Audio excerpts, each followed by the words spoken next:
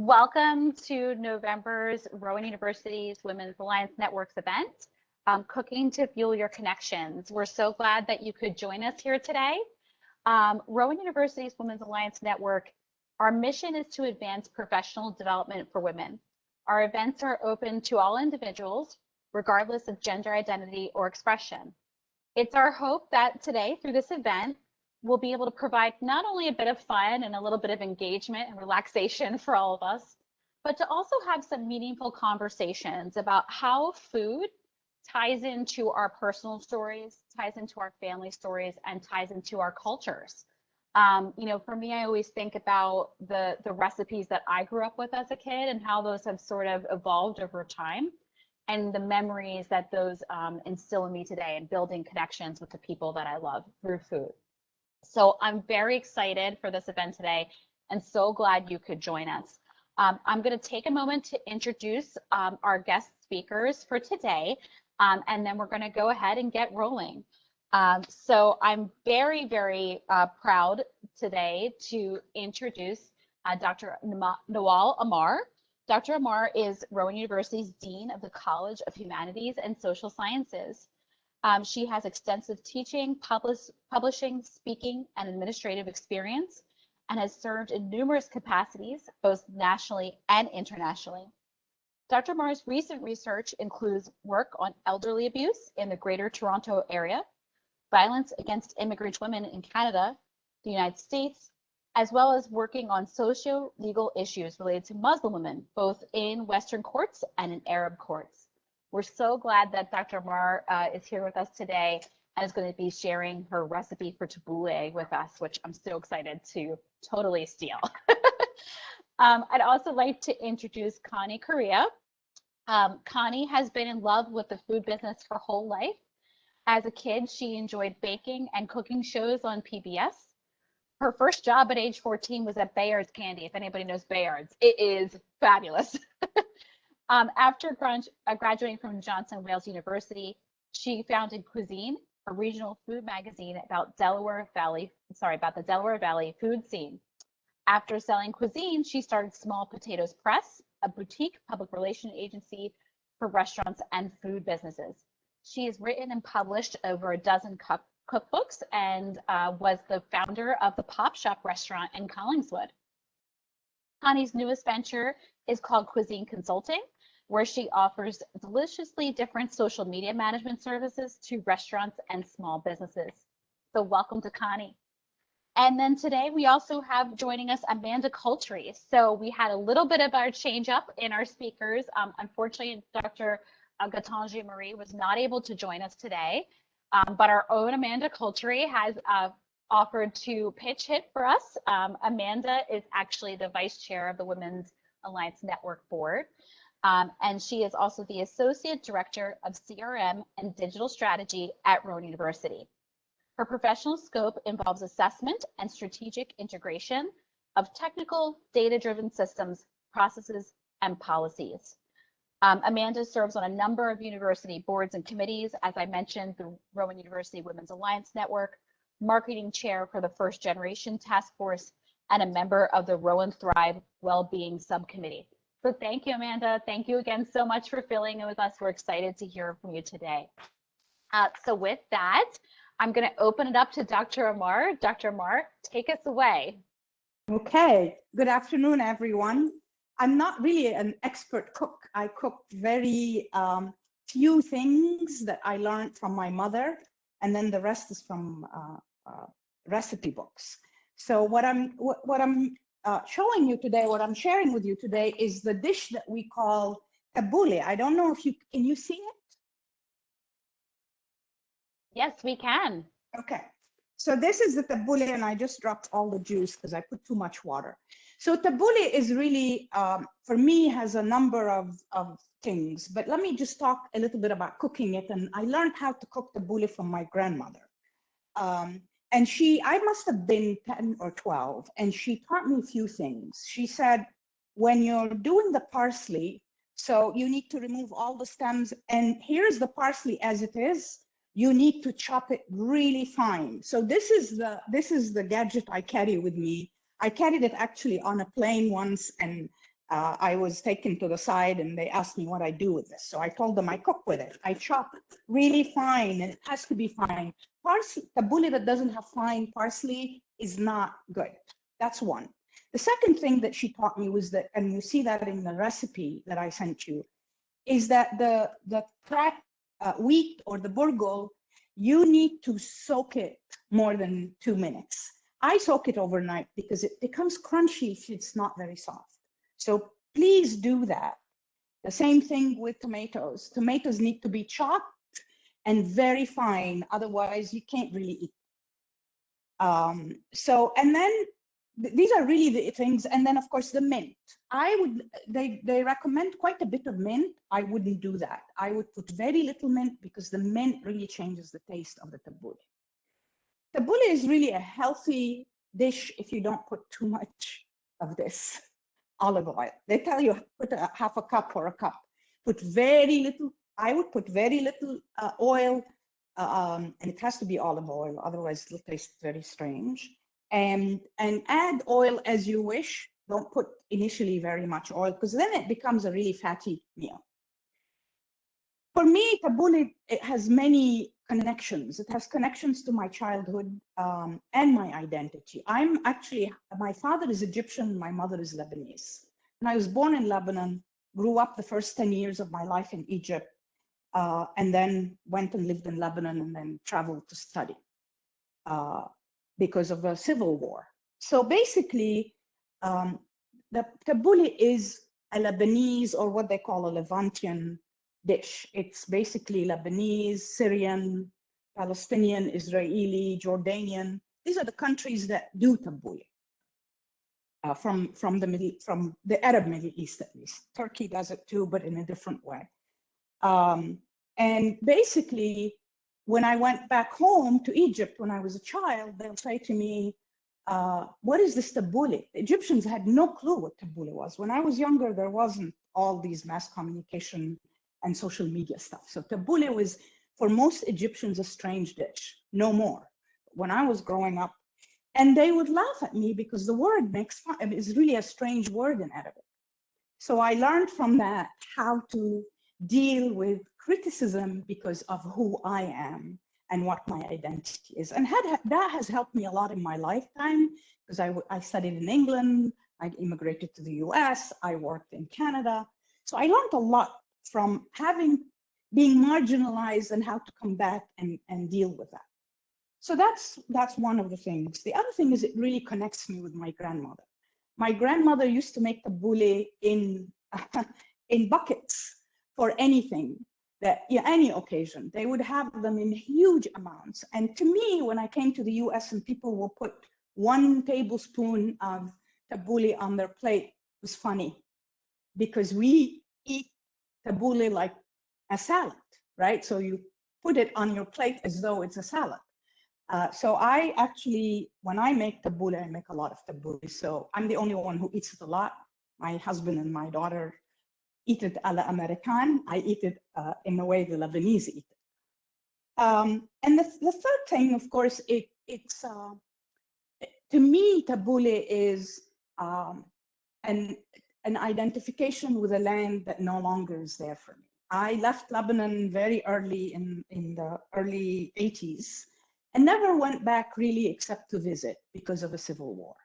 So tabbouleh teaches me, now that everybody knows it, indicates to me that cultural integration is possible. We can all learn to love other things, and we can love to love other things from other cultures peacefully, hopefully, and not in the way that Lebanon is ending up. I don't know how many of you know, but Lebanon 2 summers ago had a huge explosion that was heard all the way to Cyprus, which is a huge distance, and rocked the country. And the country has not regained any semblance of, they call it a failed democracy. And to me, that's very, very emotional. So tabbouleh kind of gives me, it's a comfort food with memory and hope. So that's really my 5-minute presentation. Thanks, Dr. Ammar. You know, you brought up such a a lovely point, but I just kind of want to ask you a little bit more, if you could tell us a little bit more about this. So you shared how this recipe kind of, helps you connect to your past, right? And bring it to your present, which I think is really interesting because your academic work, right, focuses on that as well, right? It focuses on tying dignity and integrity for people who have suffered through trauma or violence. So I'm wondering if you could tell us about this recipe or how you see food in general. How do you think this relates to creating a simple but meaningful meal with differing peoples and allowing it to be an opportunity for healing? Do you see food that way? Oh, absolutely. I mean, tabbouleh specifically, because for me, when I came to the US in the early 80s, people had no clue what tabbouleh was. Or hummus, even. Now hummus is all over the place. Tabbouleh is all over the place. So I remember when I, as a graduate student, we were anthropologists, so we were really into these exotic stuff. So tabbouleh was exotic for my colleagues. So we would get together and cook. I'll teach them how to make it. It's very simple. And we talk about our different ways of looking at things. Some were studying Mexico, some were studying Kenya, I was studying Egypt. So we had all these countries that we were studying. And as we were making the tabbouleh, we talk about the food in other countries. And it was really amazing. Most of my friends were American born, and it was amazing to hear how they integrated all the other cultures into their lives. But also it's an old cookbook, and it's written by Ralph Nader's mother. I don't know if you all know who Ralph Nader is. Ralph Nader is one of those advocates for the consumers, and he was the one who made us all wear our seatbelts now. So Ralph Nader is a first-generation Lebanese. His mother and his father are Lebanese. They immigrated to the United States. They were illiterate. They couldn't read and write in their own language. They spoke very little English. They opened a restaurant and a grocery store in Connecticut. And they have 4 children, one of whom died young, but the 3 children became as successful. The 2 women children were as successful as Ralph Nader himself. One was an anthropologist, one was a linguist. Very, very successful. But Mrs. Nader talks about how it all happens in the kitchen. She socialized her children to do hard work, to clean up after themselves, to complete chores, to actually do homework while she was cooking, right, in the kitchen. So I basically, whenever I buy a house, I look at the kitchen. So I have bought this house because of its kitchen. And it really helps us. You did a great job. It's a beautiful kitchen. I'm very jealous. I know. And it took me that long to get a kitchen I like, right? So wait, you have time. So I really think that it all does happen in the kitchen. And think about when you have a party. People, where do you put them all over the place, and then finally they come and, congregate around the kitchen. You can't push them into the living room or anywhere else. So I really believe that cooking is a universal language. Yeah, that's so true. One of the other things that you said that I thought was really interesting is how your grandmother used to cook this with your grandmother. So for me, those are my favorite recipes. I grew up very close to both of my grandmothers, and they really taught, along with my mom, they really taught me how to cook. And I still do some of those recipes today. So I'm wondering for you, has this recipe changed for you since you learned it from your grandmother? Like, do you tweak it depending on the season or depending on who you're preparing it for? Or do you like to kind of keep it more traditional? No, I cook it the way my grandmother taught me. And I make fun of the way, I eat them. But some people put more crack wheat, burgle in their tabbouleh. I don't like it.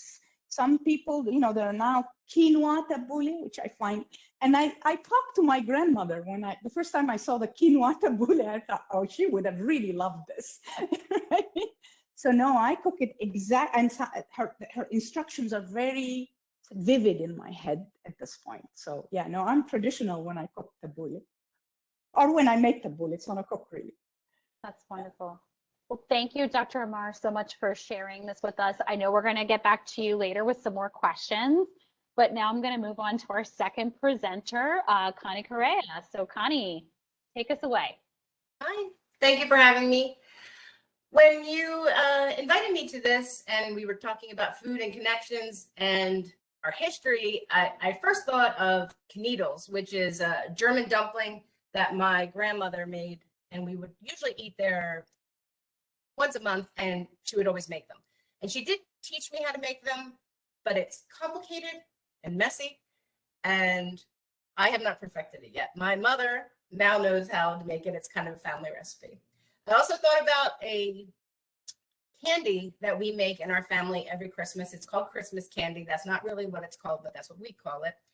The tradition in our family is that you're not allowed to have the recipe for that candy until you either have an apartment or you're married. Then you're allowed to have the recipe and you're allowed to make it. I have made it every year since I've been an adult for my friends, my neighbors, and my coworkers or my employees. I used to make it at the pop shop every year for everyone, and they would call it Christmas crack, and they would be dying to see it.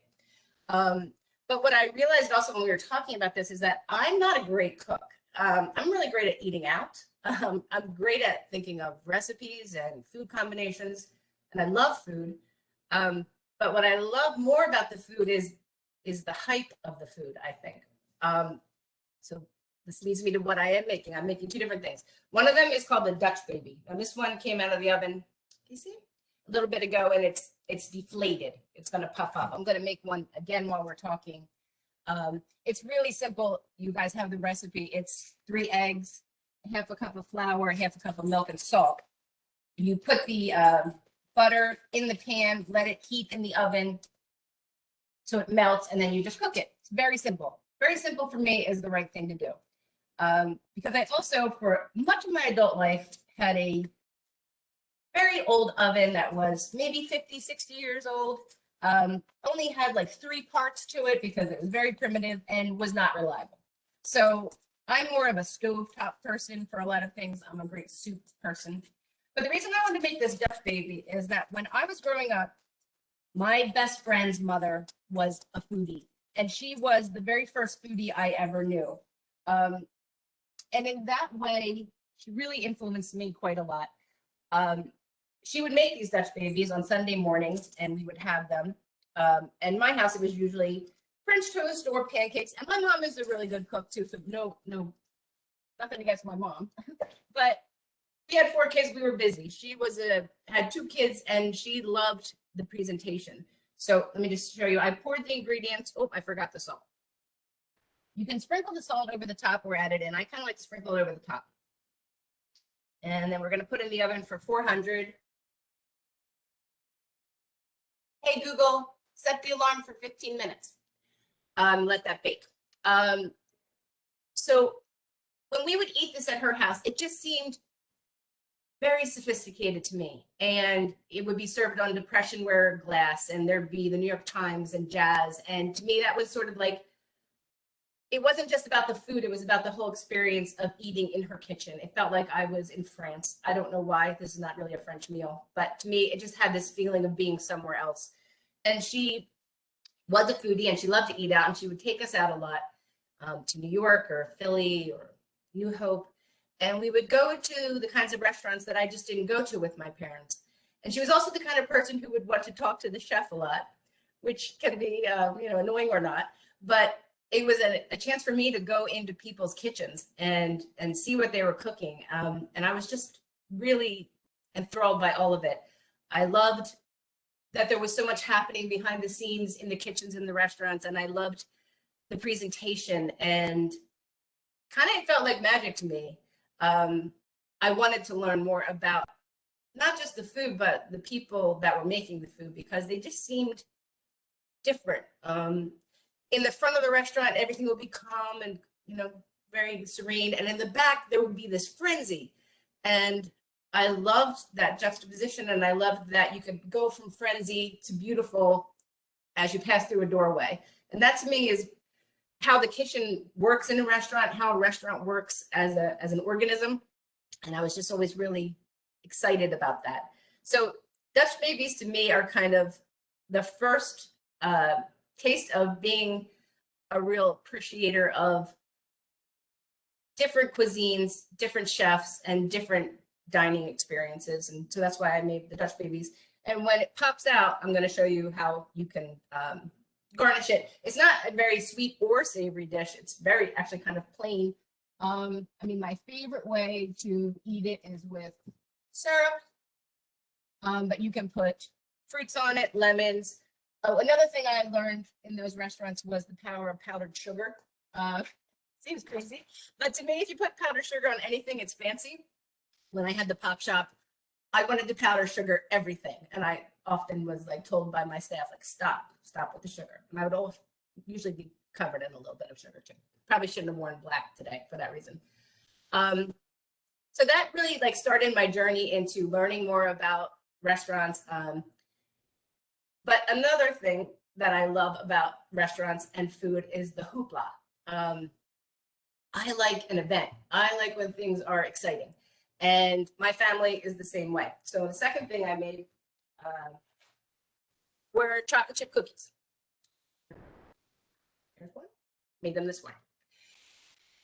Chocolate chip cookies in themselves are not anything really special. But for me and my family, they are a big part of our legacy and our folklore. In fact, I was just with my brother and sister-in-law this weekend, and we talked so much about the cookies because about 30 years ago, my brother and I wanted to make cookies, and we both wanted to make them. And then because we're competitive, we started a contest, and we had a contest. It was just him and I. And although some people do not believe this, I believe I was the winner of that first contest. And I have it in writing, so it counts. A couple years later, another brother and my sister and my cousins got involved, and we had a bigger contest. And then we started having judges for the contest. And then we had a master of ceremonies, which was my mother. And then we had a trophy that my dad made. It was called the golden spoon or the wooden spoon. And then this was every year at Christmas time. So it was sort of like the highlight of that time. We ended up creating a newsletter. Every year we would have a newsletter. This newsletter is 8 pages long. And it's all articles about ingredients and the people that were cooking and the controversy. And we created a committee, a ruling committee and a subcommittee. We had all these rules, like you weren't allowed to bake in the contest unless you'd been a part of another contest, unless you were blood or close to blood. I mean, the rules got ridiculous. We had a Facebook page for it, and this was when Facebook was brand new. My brother and sister-in-law even wrote a rock opera about cookies based on Jesus Christ Superstar music, which they performed at one of the events. I think we did it for about 10 years. And at the height of it, we had probably about a dozen bakers, judges, secretaries for the judges, and about 40 people that would come just to observe this contest. To me, that's kind of like why I enjoy marketing and PR for restaurants, because I love that in my family, we were able to create this incredible event that we would talk about all year long. And now even, 15 years later, we're still talking about it. Out of something really simple, it just started with that one idea, and then it grew because of the excitement. And that's what I love about also marketing restaurants and food, because you can really hook people into that excitement with the food, with the activity. When I had the pop shop, it was my joy to create events there. And sometimes they were silly. We had a lot of grilled cheese on the menu at the pop shop. So every April is National Grilled Cheese Month. So every day we would have a different grilled cheese. It's also National Poetry Month. So we would have a grilled cheese poetry contest. And at one point we had almost 200 people enter this grilled cheese poetry contest where kids and adults would write poems about grilled cheese. We would have the king and queen.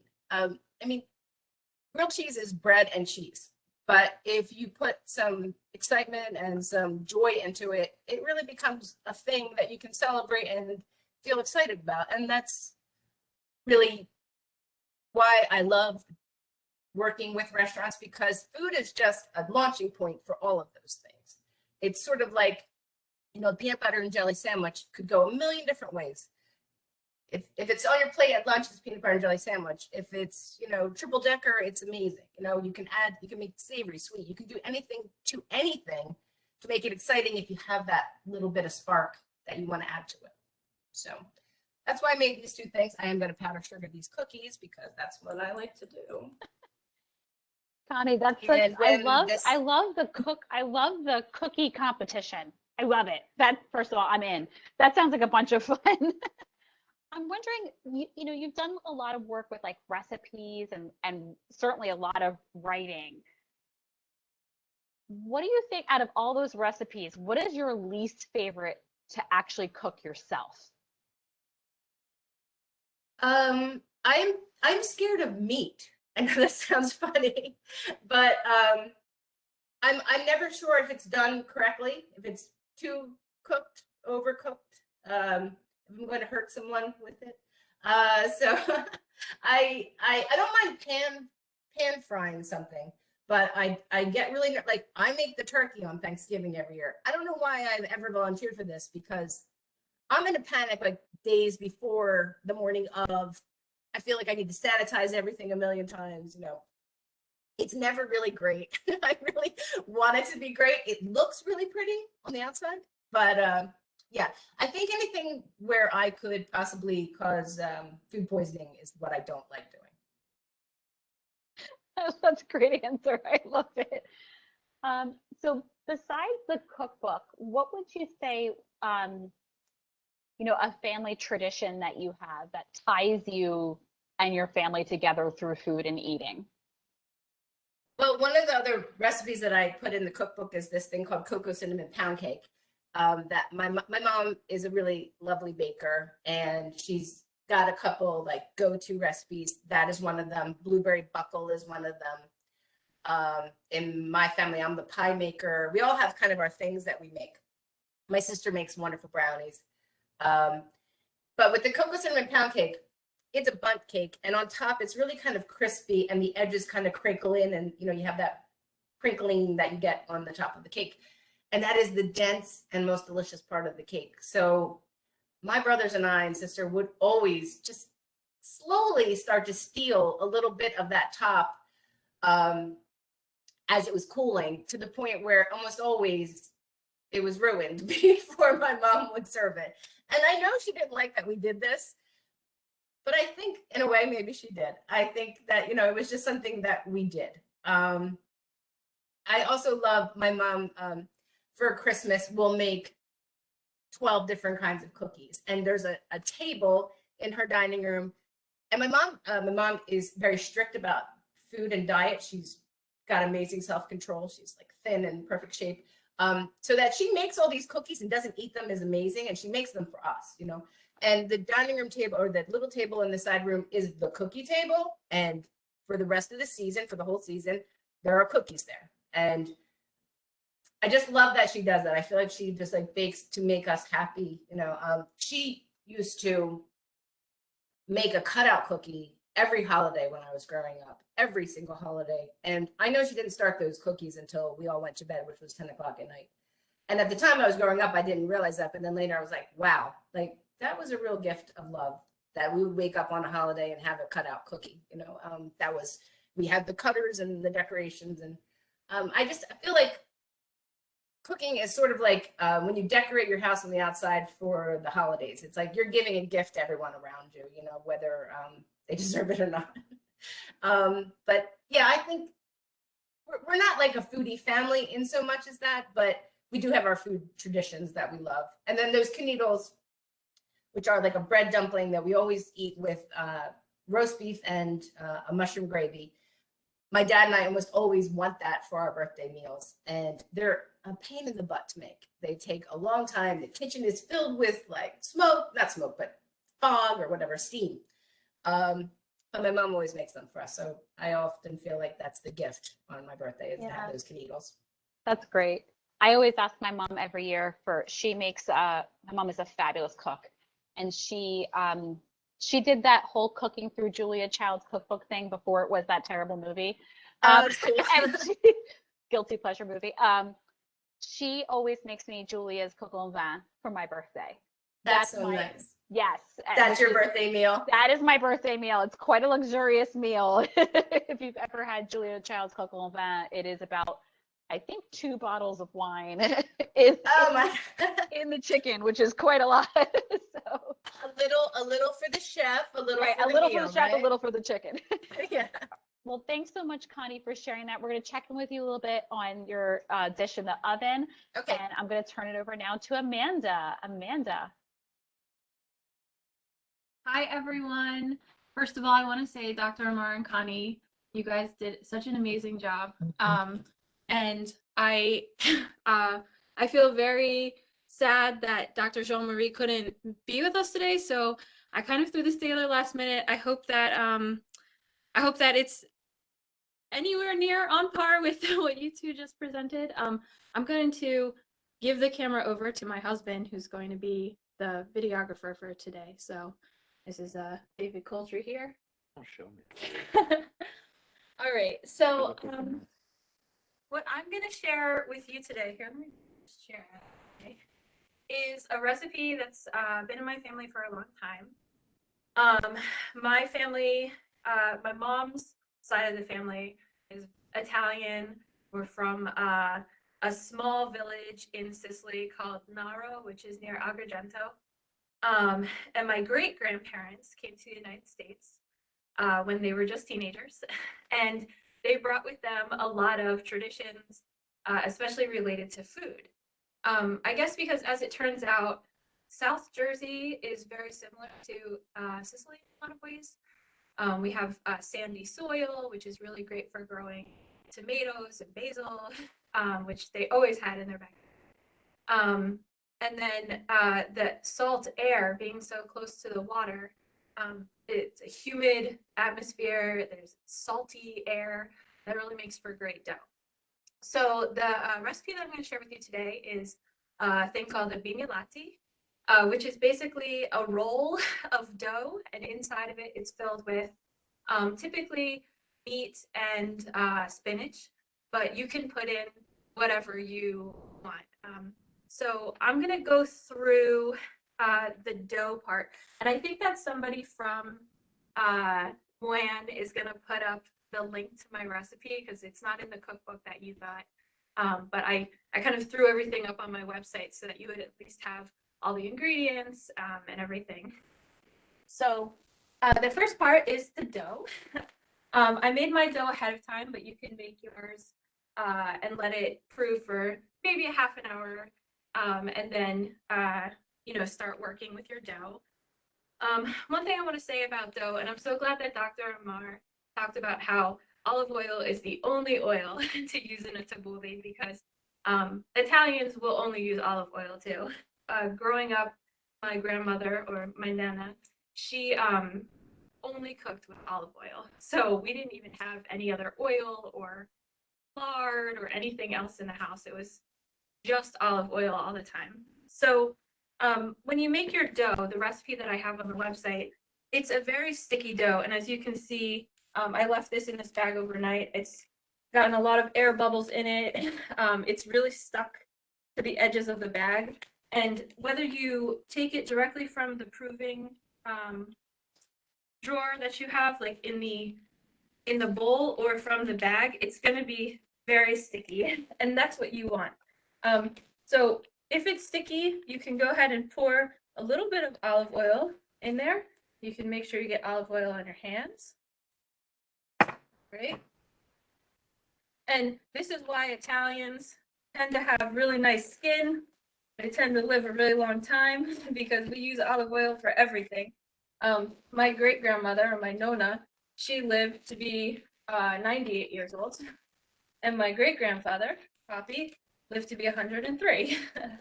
And now my grandmother, she's still alive. She's in her 80s.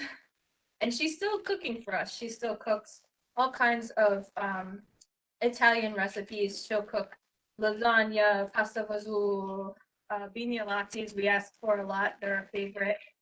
So once you get all the dough out of your bag, and you can see with the olive oil, it comes out pretty nicely, pretty cleanly. You'll have some of it stuck on there, but that's okay. Okay, So once I get the dough out of the bag, we definitely don't want the dough to be sticking. You see how it starts to stick on the cutting board here. So you want to generously flour your cutting board. So this is very messy. So I like to generously flour here. And what this is going to do too is it's going to incorporate some of the flour back into the dough because I've made a very, very moist dough. So I like to put a lot of flour down. I like to put some flour at the top of the cutting board too because I'll need that later on. And then of course I also want to flour my wooden rolling pin. And you always use a wooden rolling pin. My Nana, she scoffs when she sees plastic rolling pins. She doesn't understand why they're plastic. So knead it for a couple minutes just to get some of those air bubbles knocked out so that we can have a nice flat dough. Spread around some of that flour so that you don't stick. And then we're gonna make kind of a square. It's gonna be about 18 inches tall, about 12 inches wide. So we're gonna roll this out. It might take a little bit of work at first. And this isn't my normal cooking area. So I feel like I'm a little bit lower. My board is sliding around a little bit. We want to get that dough nice and stretched out. And you want this to be rather thin. You can have gravity do some of the work for you. So I'm just pinching around the edges and letting gravity pull my dough apart a little bit so it's a little bit thinner. And as you can see, it's starting to get nice flat. And my dough isn't sticking at all. Remember how sticky it was just a few minutes ago. So I would watch my great-grandmother do this when she was still alive. I would watch my grandmother do this. Lately, I've been helping her do it. And we use dough for all kinds of things. All right, so now I've got my Vinolati dough pretty much where I want it.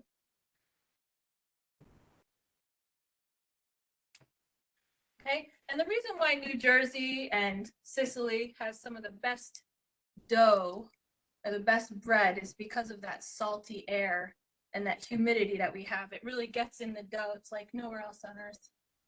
So I have here, I pre-prepared, this is actually ground turkey. We traditionally use ground beef and onions. And you can see the onions are really cooked down to almost nothing. And that's really what you want. So after you prepare your fillings, you can just spread them in the middle of your Vinolati, like that.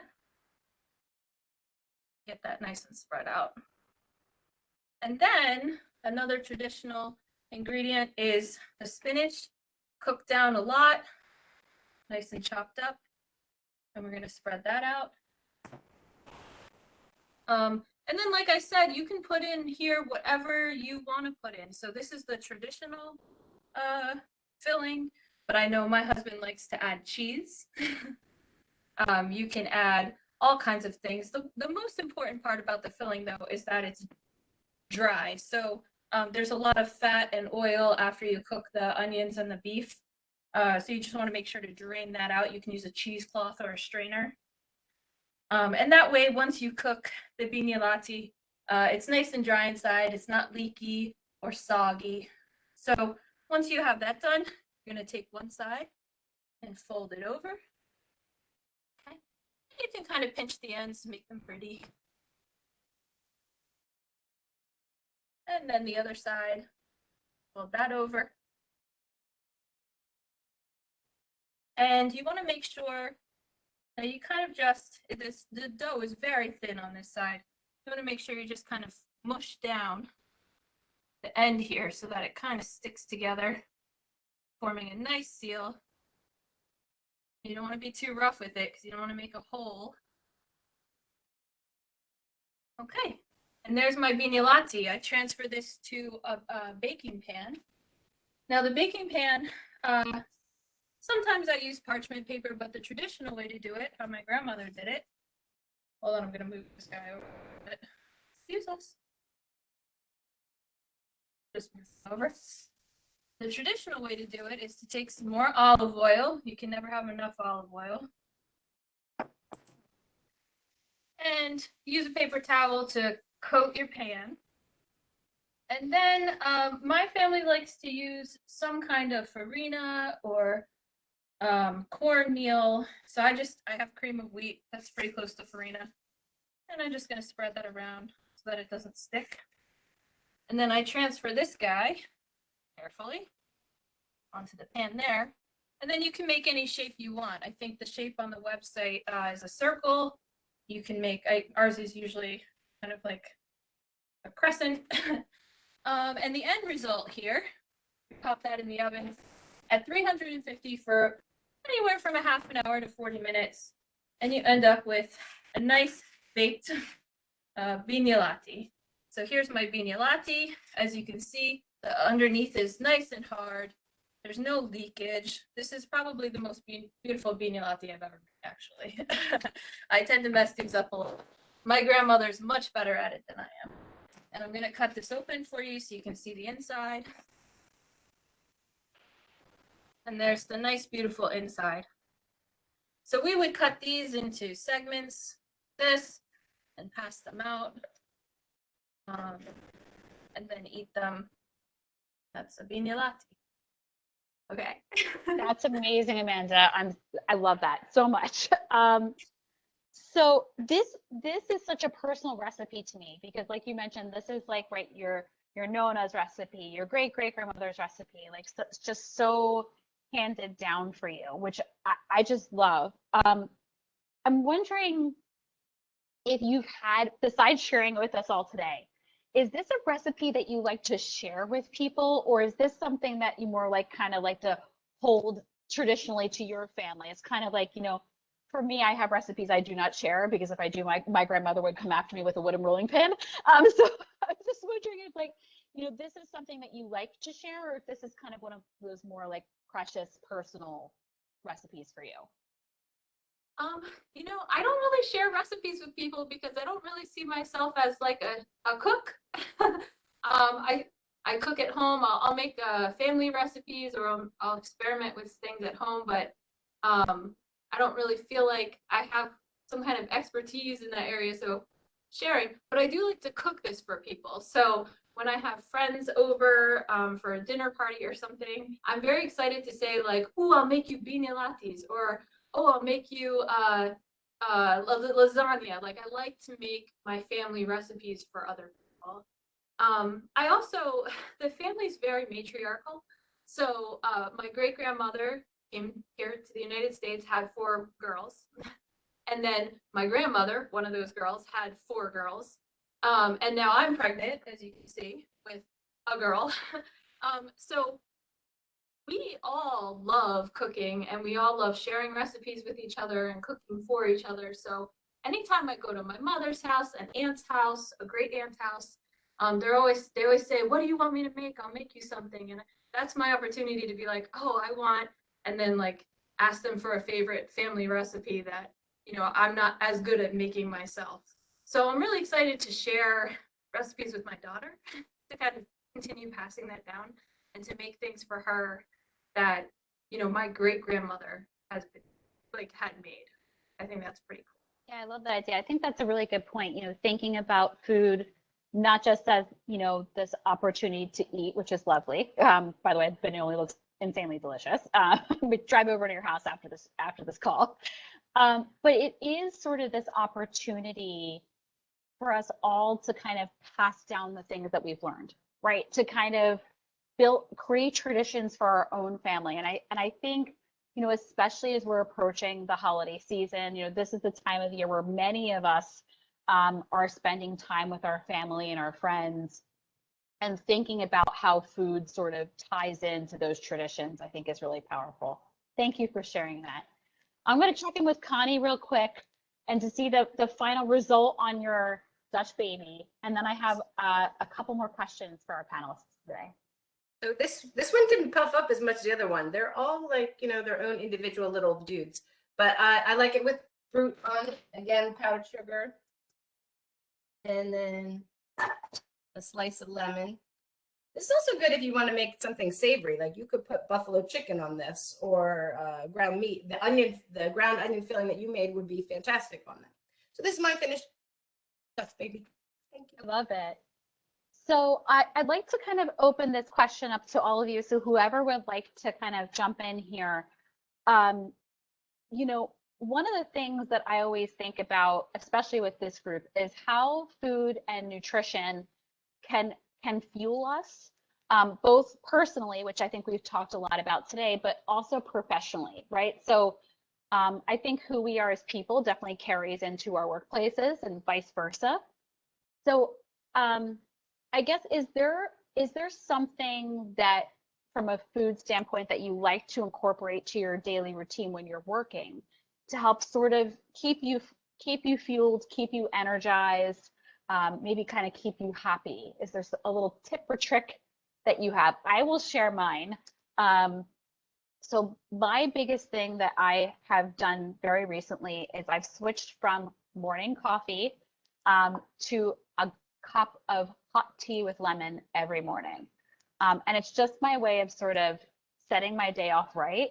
I'm getting some water in me and I'm hydrating, and the lemon is good for my metabolism, but it also kind of helps to sort of center me on my day. So I make time every morning to have a hot cup of tea by myself in a room that's quiet before my day gets hectic. And that's sort of something that I do to kind of, again, help me stay fueled and help me stay grounded throughout the day. I guess, Dr. Ammar, do you have anything like that that you'd like to share? I mean, routine-wise, I don't really have anything. I have the same routine. I never thought about it as something that, I'll tell you what food for me has meant professionally. I worked in Toronto with a group of women who were coming out of abusive relationships and families on cooking. And I can tell you that that has taught me how cooking can bring the truth. They say in wine there's truth, in also cooking there's truth. So when you're cooking with a bunch of women who have had similar experiences with abuse, you will be amazed how much you can learn from the situation. It's cathartic for them to be together, to be producing, to be in control, and at the same time able to talk about these very difficult situations that often they are ashamed of. So for me, I learned now that if I want to do research and I can get an opportunity to have people cook, I will get more information than if I were doing it the traditional survey way of doing things. So that's a very new thing for me. I've done traditional research for years, and this has been my mindset now. I like that idea. It's kind of thinking about like how could food or cooking help us to explore other people's lived experiences, right? And other people's truths, right? Because all of our stories are so unique and so different, right? I might have a recipe from my grandmother for Italian sausage and meatballs that would be, I guarantee you, 100,000 times different than Amanda's family recipe, right? But those little things I think are what ties us together. There's something so primal about cooking, I think, that just connects us back to the humanity of all of us. So I really like that thought. Amanda, how about for you? You have anything that you like to bring into your daily routine? Yeah, I'll actually say this, like food adjacent. I really try to stay hydrated during the day. So I always have water with me at all times, and I've found through my pregnancy that that's increasingly more important. So it also gives me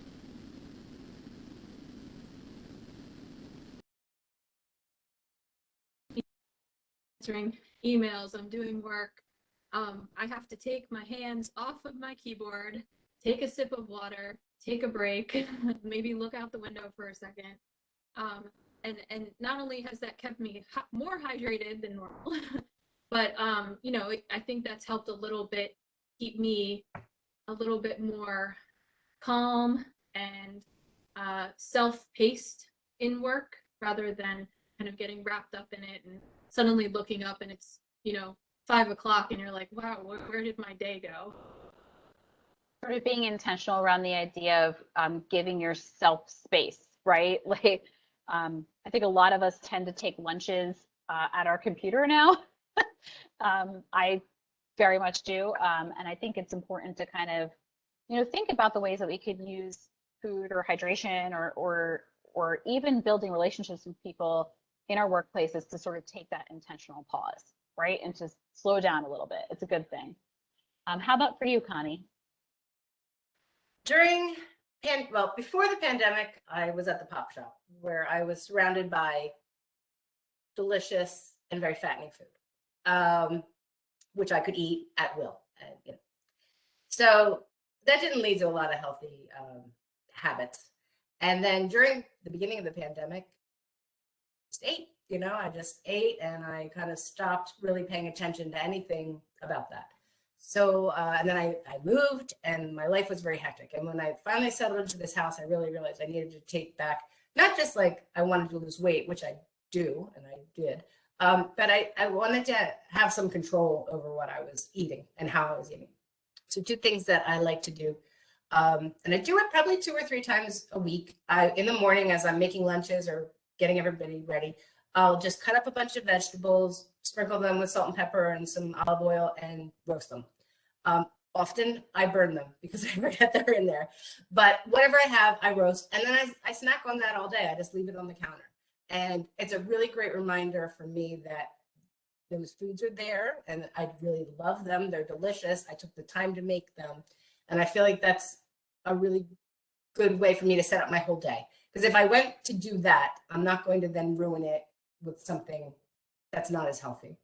And in the winter, I really love to make like any kind of vegetable soup that has whatever I have in the house. And sometimes it's the remains of those roasted vegetables or whatever.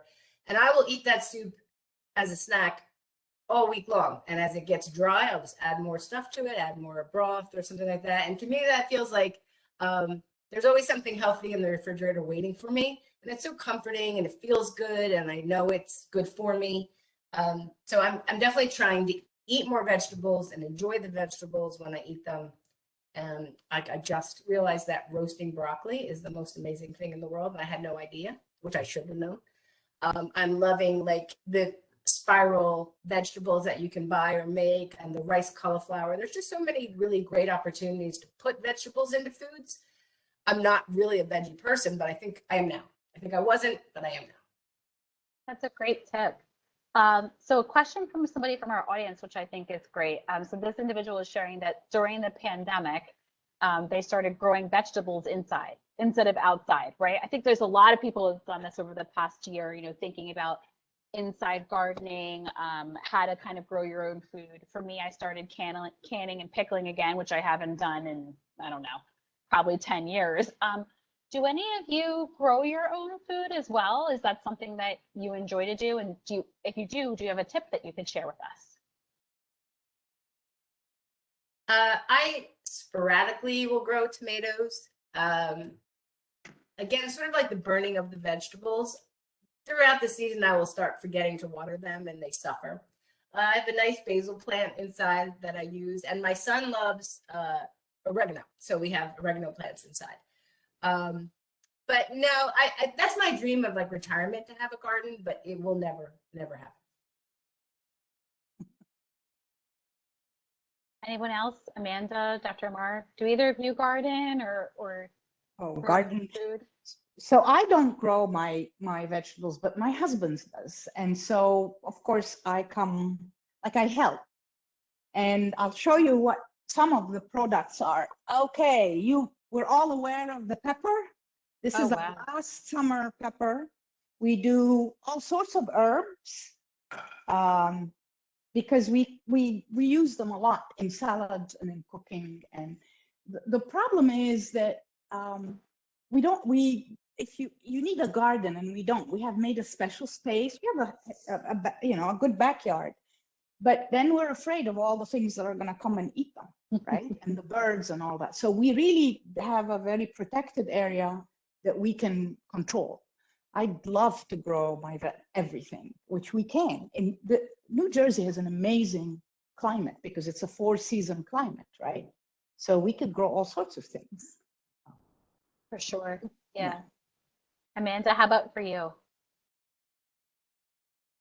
I actually have a hydroponic station in the kitchen where I grow, I can grow like 7 herbs at a time. So I have oregano, parsley, basil, all the Italian herbs there. And so that's really cool because it's kind of very little maintenance. I just, when I see that a plant is getting too big, I cut some off. If I need some to use in a recipe, I'll cut some off. But it pretty much kind of maintains itself, and it's really clean. And I found that where I may have killed plants in the past, these have thrived.